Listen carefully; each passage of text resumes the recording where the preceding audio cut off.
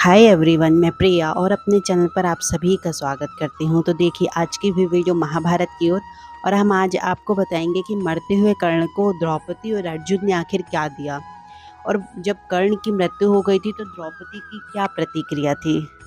आखिर क्या वो चाहती थी कि कर्ण की मृत्यु हो जाए और नहीं। तो देखिए दोस्तों, आपको पूरा ये रहस्य जानने के लिए आपको वीडियो पूरा देखना पड़ेगा, बिल्कुल भी स्किप नहीं करिएगा और हमारे चैनल को सब्सक्राइब भी करते चलिएगा।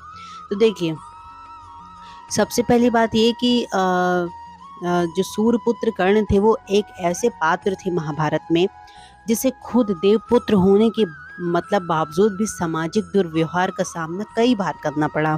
अगर आपने महाभारत देखी है तो आपको भली भांति आप इन सब से परिचित होंगे। उसको समाज में हमेशा अस्वीकार किया गया और अपमान इतना ज़्यादा किया गया कि अब कर्ण जो थे एक महान योद्धा होने के साथ साथ एक महान दानी राजा थे।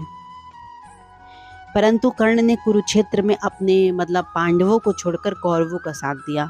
परंतु कौरवों का साथ देने के बावजूद भी भगवान श्री कृष्ण ने कर्ण से खुश होकर उन्हें अंतिम समय में एक वरदान भी दिया। लेकिन आखिर अर्जुन ने क्या दिया और द्रौपदी की क्या प्रतिक्रिया थी? तो देखिए, ज़्यादातर लोग ये जानते होंगे कि जो कुंती और सूर्य के पुत्र थे कर्ण, मगर कुंती ने कर्ण को अविवाहित होते हुए जन्म दिया था, जिस वजह से एक रथ सारथी ने कर्ण का पालन किया था। यही एक कारण है और वजह बनी कि जिस वजह से कर्ण को सूत पुत्र कहा जाता है और साथ ही अविवाहित माता से जन्म और रथ सारथी के पालन के कारण दानवीर कर्ण को कभी भी समाज में ना ही सम्मान मिला और ना ही अपना अधिकार मिला। यहाँ तक कि कर्ण ने सूर्यपुत्र होने के कारण द्रौपदी, जिसको कर्ण अपनी जीवन संगिनी मतलब बनाना चाहता था, उस द्रौपदी तक ने कर्ण से विवाह करने से इनकार कर दिया था। इन सब की वजह से कर्ण पांडवों से बहुत ज़्यादा ही घृणा करता था और इसी कारणवश में मतलब महाभारत युद्ध में उसने सबसे पहले तो कौरवों का साथ दिया। फिर दूसरी बात ये कि जब महान दानवीर राजा होने की वजह से भी भगवान श्री कृष्ण ने खुद जाकर कर्ण के अंतिम समय में उसकी परीक्षा लेने की सोची, तो कर्ण के करीब जाकर उन्होंने दान में कुछ मांगने का सोचा। अब कर्ण ने दान में ही अपने खुद के सोने के दांती तोड़कर कृष्ण को प्रदान कर दिए। अब इस दान वीरता से खुश होकर कृष्ण ने सूर्यपुत्र कर्ण को वरदान में कुछ मांगने को कहा, जिस पर कर्ण ने वरदान के रूप में अपने साथ हुए अत्याचार और अनादर को याद करते हुए कृष्ण से अगले जन्म में उसके समुदाय के लोगों के साथ भला करने को कहा और अब दूसरे वरदान के रूप में कृष्ण को अगला जन्म अपने ही साम्राज्य में लेने को कहा और वही बातें करें। और उन्होंने तीसरे वरदान के रूप में कहा कि अपने अंतिम संस्कार को किसी एक इंसान के द्वारा ही करने को कहा जो पूरी तरह से ही पाप मुक्त हो। इस पर वरदान देते हुए भगवान श्री कृष्ण ने सारे वरदान स्वीकार कर लिए, लेकिन तीसरे वरदान से भगवान श्री कृष्ण दुविधा में आ गए। वो ऐसी जगह सोचने लगे जहाँ पाप बिल्कुल भी ना हो। अब श्री कृष्ण को यह समझ नहीं आया कि ऐसा कोई जो पाप मुक्त को हो, ऐसा कौन हो सकता है। परंतु वरदान देने की अब वचनबद्धता भी है। इसी कारण दानवीर कर्ण के अंतिम संस्कार की क्रिया भगवान कृष्ण ने खुद अपने हाथों से किया और कर्ण को दिए हुए वरदान को पूरा भी किया। हम आपको बता दें कि भगवान कृष्ण ही थे जो कर्ण की मौत के कारण बने थे। दरअसल भगवान कृष्ण ने ही अर्जुन को सूर्यपुत्र कर्ण का वध करने का तरीका बताया था। चलिए, अब कर्ण को अर्जुन ने क्या दिया तो देखिए, जब अर्जुन को कर्ण के वध के बाद उसकी सच्चाई का पता चला कि कर्ण ही उसका ज्येष्ठ भ्राता है, तो वह दुख से मूर्छित हो गया।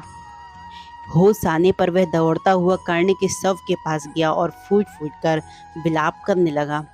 इसके बाद उसने कर्ण से अनजाने में उसके द्वारा पाप के लिए माफ़ी मांगी और उसे बड़ा पश्चाताप हुआ कि उससे अनजाने में कितनी बड़ी भूल हो गई और उसने धोखे से कर्ण जैसे महान योद्धा का वध कर दिया। कहते हैं कि कर्ण की मृत्यु के बाद द्रौपदी बहुत ज़्यादा खुश हुई, क्योंकि वह सबसे ज़्यादा नफरत कर्ण से करती थी। कर्ण ने द्रौपदी को वेश्या कहकर उसकी वस्त्र हरण करने के लिए दुर्योधन को उकसाया था। और युद्ध के बाद जब कर्ण कुंती का पुत्र होना सबको पता चलता है, तब पांडव दुखी हो जाते हैं। लेकिन द्रौपदी के बर्ताव में कोई भी बदलाव नहीं आता। वे कहती हैं कि वो दुष्ट पांडवों का भाई होने से उसने पाप कम नहीं हो जाते हैं। अच्छा हुआ उसने जीते जी पांडवों को उसका जन्म रहस्य नहीं मालूम था, वरना वो दुष्ट पांडवों के हाथों से मरने से बच जाता। अगर उसका वध करने के पहले ही ये सच्चाई सबको सामने आ जाती, तो अवश्य वो कर्ण को मारने में बहुत ज़्यादा हिचकिचाते हैं। देखिए, कहते हैं कि कौरवों और पांडवों दोनों पक्षों के योद्धा प्रतिदिन मारे जा रहे थे। पांडव भाइयों को कुछ नहीं हुआ, किंतु उनकी सेना समर्थकों ने महत्वपूर्ण योद्धा वीरगति को प्राप्त हुए होंगे। वह युद्ध इतना भीभत्स परिणाम लेकर आया था कि हम किसी भी भावनाओं का सामान्यीकरण कर ही नहीं सकते। हो सकता है कि प्रत्येक दिन द्रौपदी इस बार की खैर मनाती हो कि पांचों पांडव को कुछ नहीं हुआ। संभव है कि कर्ण की मृत्यु भी उसने यही सोचा हो कि कर्ण बच जाता तो अर्जुन को मार सकता था। और यह भी संभव है कि पांडव पक्ष में अंदरूनी तौर पर कई सगे संबंधियों के वध की हताशा उठती हो, और कौरव पक्ष के किसी भी योद्धा की मृत्यु पर वे आहत होते थे। लेकिन युद्ध जारी रखना था उन्हें, क्योंकि उन्होंने देखा भी, और उन्होंने ये भी देखा कि सेनाएं ऐसा ही करती हैं। मुझे लगता है कि विभाग वैभव की यह कविता, जिस पर उन्हें भारत भूषण का कहते हैं अग्रवाल करके पुरस्कार मिला, जिन्होंने महाभारत रची, उसी भावना के एक उदाहरण भी हो सकता है। जब द्रौपदी कहते हैं कि कर्ण के वध के बाद बहुत खुश होती हैं, उन्होंने ऐसा भी कहा, कहते हैं कि द्रौपदी वस्त्र हरण महाभारत की बहुत ही महत्वपूर्ण घटना बन गई थी, जिसका परिणाम युद्ध हुआ। उस समय 100 कौरव पुत्रों के साथ कर्ण भी वहां उपस्थित था। जब द्रौपदी ने सभी योद्धाओं से पूछा कि किसी को भी गुरुकुल वधू को भरी सभा में अपमानित करना अधर्म नहीं लगता, तब कर्ण ने भी उसे रोकने की कोशिश नहीं की और उसको अपशब्द भी कहने लगा। कहीं न कहीं कर्ण द्रौपदी के स्वयंवर में भाग न ले पाने को अपना अपमान समझता था, और द्रौपदी के लिए उसके मन में कोई सम्मान की भावना ही नहीं बची थी। और दुर्योधन जैसे मित्र की संगत का बुरा प्रभाव भी पड़ गया था।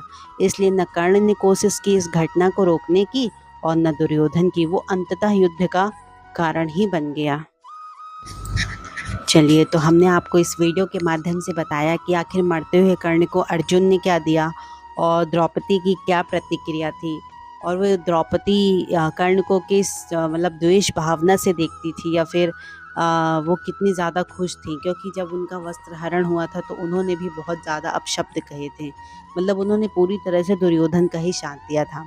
तो देखिए दोस्तों, ज़्यादा से ज़्यादा इस वीडियो को शेयर करें और हमारे चैनल को सब्सक्राइब भी करें। Thank you so much. जय श्री कृष्णा।